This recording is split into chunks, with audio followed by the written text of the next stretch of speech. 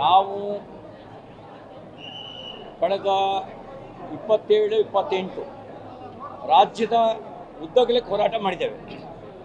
1ನೇ ತಾರೀಕಿನಿಂದ ಜಿಲ್ಲಾ ಕೇಂದ್ರದಲ್ಲಿ ಹೋರಾಟ ಮಾಡಿದ್ದೇವೆ ರೈತರ ಸಮಸ್ಯೆ ಕುರಿತಾಗಿ. ನಾವು ಈ ಅಧಿವೇಶನದಲ್ಲಿ ವಿಶೇಷ ರೂಪದಲ್ಲಿ ಚರ್ಚೆ ಮಾಡೋದು ರೈತರ ಬದುಕಿನ ಸಮಸ್ಯೆಗಳ ಕುರಿತಾಗಿ, ಉತ್ತರ ಕರ್ನಾಟಕದ ಜನರ ಸಮಸ್ಯೆಗಳನ್ನು ಕುರಿತಾಗಿ.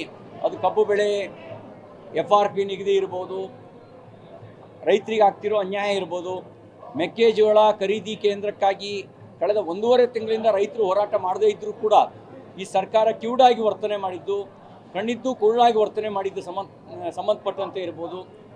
1.5 ವರ್ಷದಿಂದ ಕ್ರೈಸ್ಟ್ ಗೇಟ್ನ ಅಳವಡಿಸ್ದೆ ತುಂಗಭದ್ರಾ ನದಿಯಲ್ಲಿ ನೀರು ಪೋಲಾಗೋದಕ್ಕೆ ಕಾರಣ ಆಗಿದ್ದಿರ್ಬೋದು. ಇಂತಹ ಜನರ ಬದುಕಿನ ಸಮಸ್ಯೆಗಳನ್ನು ಕುರಿತಾಗಿ ಉತ್ತರ ಕರ್ನಾಟಕಕ್ಕೆ ಈಗ ಸರ್ಕಾರವೇ ಹೇಳಿದೆ 31,000 ಕೋಟಿ ರೂಪಾಯಿ ಅನುದಾನ ಕೊಟ್ಟಿದ್ದೀವಿ ಅಂಥೇಳಿ ಇವತ್ತು ಮಾಧ್ಯಮದಲ್ಲಿ ಬಂದಿದೆ. ಎಲ್ಲೋ ಇತ್ತು ದುಡ್ಡು?